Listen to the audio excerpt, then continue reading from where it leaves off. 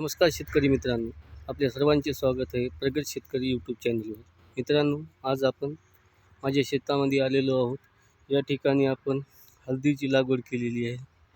हळद लागवड केल्यानंतर दुसरा महत्त्वाचा टप्पा असतो मित्रांनो, तो म्हणजे हळदीला माती लावणे किंवा भर लावणे.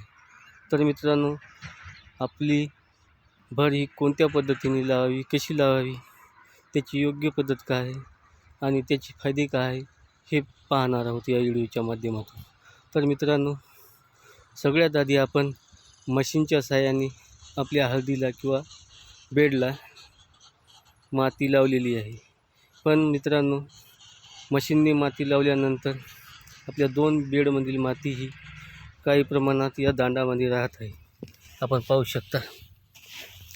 तर ही राहिलेली माती मित्रांनो आपण हाताने लावणार आहोत. आपल्या इथे हाताने माती लावणी चालू आहे. योग्य पद्धतीने माती लावणे किंवा भर लावण्याचे फायदे मित्रांनो खूप आहेत. पहिला फायदा मित्रांनो, आपण जे हळदीचे कण लागवड करतो तर त्यावर मातीची भर पडल्यानंतर त्याला आलेले कोंब हे सुकत नाहीत. दुसरा फायदा मित्रांनो, जास्त जोराचा पाऊस आला तर आपली लावलेली हातानी माती कंदावरील, त्यामुळे ते कंद उघडे पडत नाहीत. तिसरा फायदा मित्रांनो, आपली हळदीची उगवण एकसारखी होते आणि वाढ समान होते.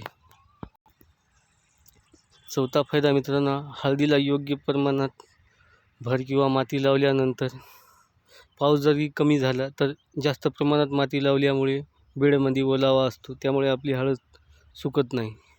अशा प्रकारचे फायदे आहेत मित्रांनो हळदीला भर लावण्याचे.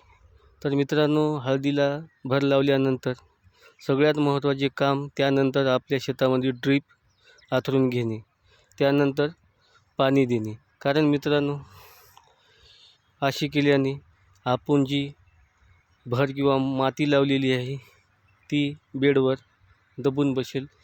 पाऊस जोराचा आला तरी ती खाली बेडमध्ये घसरणार नाही. तर मित्रांनो, आपली भर किंवा माती लावण्याची पद्धत ही आपल्याला कशी वाटली आम्हाला कमेंट करून नक्की सांगा.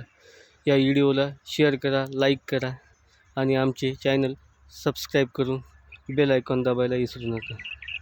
आपल्या सर्वांचे धन्यवाद. पुन्हा भेटूया. जय जवान, जय किसान, जय हिंद.